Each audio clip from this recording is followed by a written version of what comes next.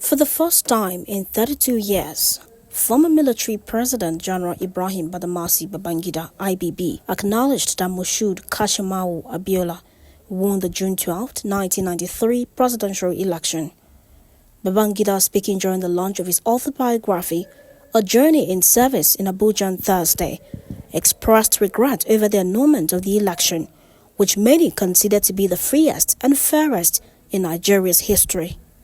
Babangida regretted the incident, taking full accountability for the cancellation that marred Nigeria's transition to democracy. The election, which was a two-horse race between Abiola, the candidate of the Social Democratic Party (SDP), and Bashir Tofa of the National Republican Convention (NRC), was annulled just days after results indicated Abiola's victory. The annulment sparked nationwide protests and political unrest, forcing Babangida to resign and leading to a prolonged struggle for democracy before the return to civilian rule in 1999. Babangida, who had previously defended the annulment, acknowledged for the first time the legitimacy of the election and its significance in the nation's democratic journey. Explaining the annulment, Babangida shared that although the election was free and fair, he believed the country was not prepared for a full return to democratic rule at the time. He further elaborated that security concerns, including the threat of another military coup, were central to his decision to cancel the election. Babangida revealed that despite the annulment, he had plans to conduct another election by November 1993, but these plans were foiled due to the hostile aftermath of the cancellation. He also spoke about the creation of an interim national government, which was ultimately overthrown by a military coup led by General Sani Abacha.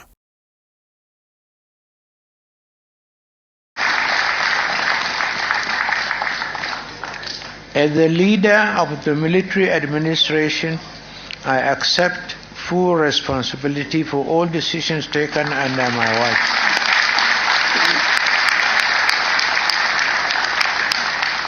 And June 12 happened under my watch. Mistakes, oversights, and missteps happen in quick succession. But I say in my book, national interest so that Nigeria could survive. Our nation's march to democracy was interrupted, a fact that I deeply regret, but Nigeria survived, and democracy is still alive, a testament to our resilience and commitment to progress. This book is part of my personal story of that encounter with national history. I did not travel alone. I undertook the challenging work of leadership in the company of many patriots. Many are still here, while others have gone the way of all the flesh. I cannot name all our allies and fellow travelers, but let me acknowledge the contributions of men like late Augustus Ihomu, Commodore Ebitu Ukiwe, General Ike Nwakiwe, General Ike Nwachukwu, Professor Bolaji Akinyemi, Dr. Kalu Idika Kalu, Chief Olufalaye Nahu Kabesi, the late Professor Oje Tunji Aboyade Man, the late Alhaji. By the way, he was an outstanding man.